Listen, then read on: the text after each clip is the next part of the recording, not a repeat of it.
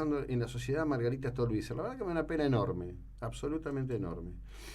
Juan José Rivelli, buen día, ¿cómo le va?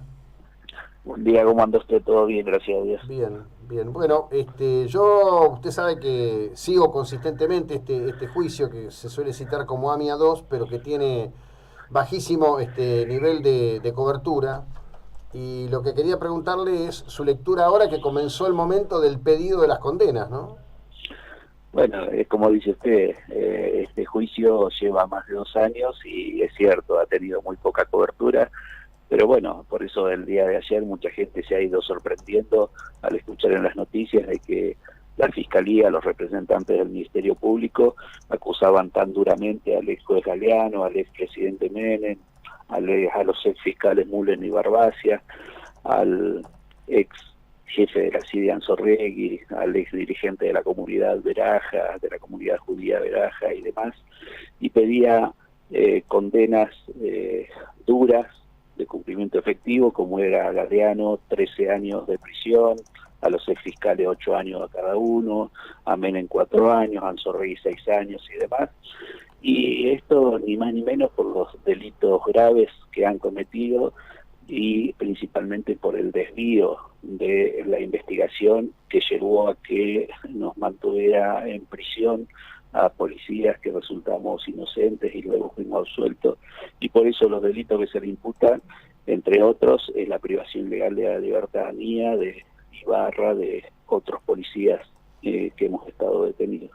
Ahora, en relación a todo lo que a usted le ha tocado, lo que le tocó vivir cuando le imputaron ser parte de la organización criminal que hizo el atentado, el tiempo en prisión, la determinación de su inocencia y este juicio, ¿cuál es su lectura de, de qué verdad puede haber en el tema del atentado? Porque ha pasado todo esto, está pasando todo esto y siguen pasando cosas. La muerte de Nisman, este juicio ahora,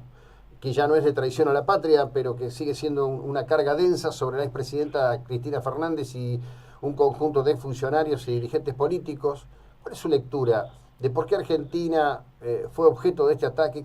¿Qué? Mire, lamentablemente, y como yo lo vengo repitiendo no solo desde el momento en que estaba detrás de las rejas, sino desde el año 2004, hace ya 13 años que apenas salgo, dije yo no iba a descansar un solo día hasta que no vea que la justicia lleva a prisión al ex juez, a los ex fiscales, al ex presidente y demás por toda esta patraña que han armado. Eh, Siempre sostuve de que acá lamentablemente el poder político de turno se mezcló y se filtró por la ventana en la esfera judicial, y de esa forma se desvió la investigación, y para tratar de entender qué es lo que pasó realmente hay que avanzar sí o sí, paso a paso, pero con pie firme, con pie de plomo, y dar el primer recorrido, que en este caso es esto: decir por qué encubrieron, por qué desviaron y a quién encubrieron y por qué se llegó a esta determinación. Eso es, bueno, lamentablemente lo que tuvimos que recorrer durante un juicio de más de 2 años, y que todavía faltan muchos meses para terminar, y Dios quiera que se arribe a una sentencia por parte del Tribunal Oral Federal 2, que así lo viene haciendo, escuchando a todas las partes, y van a tener la oportunidad también las defensas de Galeano y demás de dar su parecer, pero lamentablemente para ellos la prueba es tan contundente de que no van a poder eludir la condena y van a tener que cumplir sus días detrás de la reja. A tenor de esto que yo le he citado, es decir, que digamos, no es ningún descubrimiento, la baja cobertura. Como usted dice, la contundencia de las pruebas. Cuéntenos algo de esa contundencia. Mire, hay algo sencillo. Allá en el año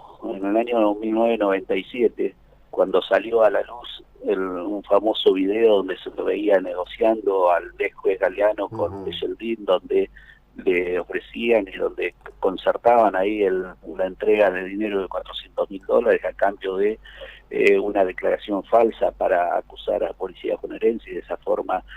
armar un escalón más y decir, bueno, aquí tenemos la conexión local, y tal es así de que en ese momento sí se cubría con tanta insistencia en las coberturas nacionales e internacionales que el día de hoy Revelli es sinónimo de AMIA todavía. Entonces, a pesar de que hemos sido absueltos, a pesar de que el juez hoy está siendo juzgado por la privación ilegal de la libertad nuestra, hay mucha gente que todavía no lo entiende. Pero bueno, estas son las cuestiones de cómo hay que ir lidiando en la vida, y hoy yo, dedicado a mi profesión de abogado,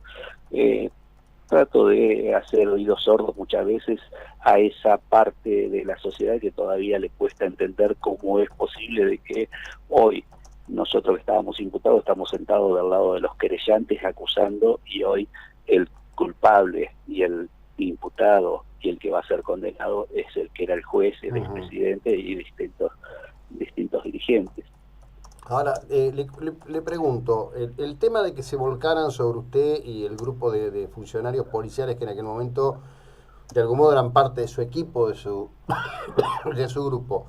¿tuvo que ver con la interna desaforada que había entre Menem y Duhalde? ¿Tuvo con la intención de ver si a través de usted llegaban a Duhalde? Sí, así quedó plasmado en la sentencia que determinó nuestra absolución,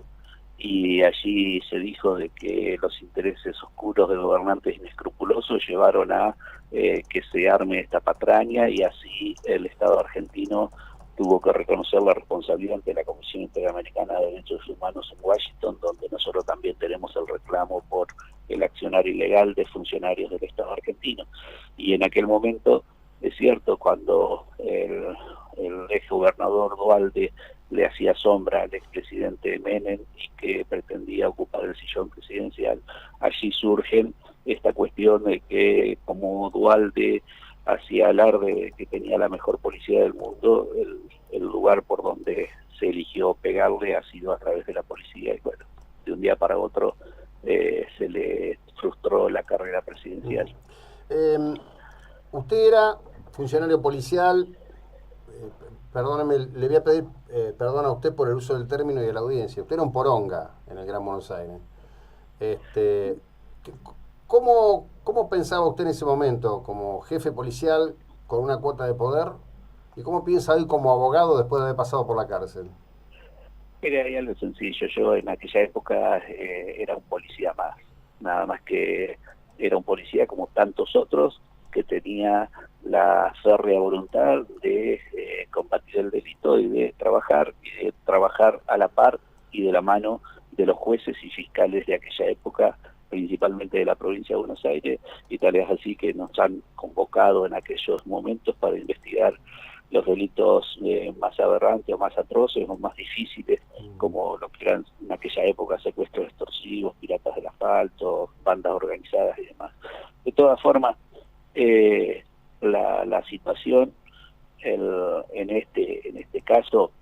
no tiene mucho que ver si uno era buen policía, mal policía o lo que sea. Lamentablemente aquí, cuando se mezcla la política, todo pasa a ser malo, y lo que en algún momento se veía como algo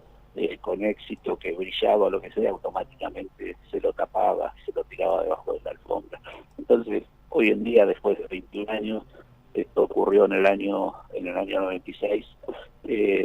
yo prefiero sí o sí mirar para adelante y dedicar toda mi experiencia que adquirí como policía, como investigador,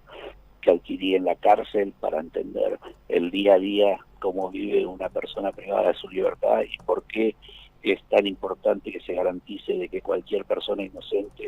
y que se presuma inocente debe continuar el proceso en libertad hasta que exista una condena firme, porque el daño es irreparable. El daño no solo a la persona que está detenida, sino a la familia, a su entorno, porque no es lo mismo un ser humano que pasa un día en la cárcel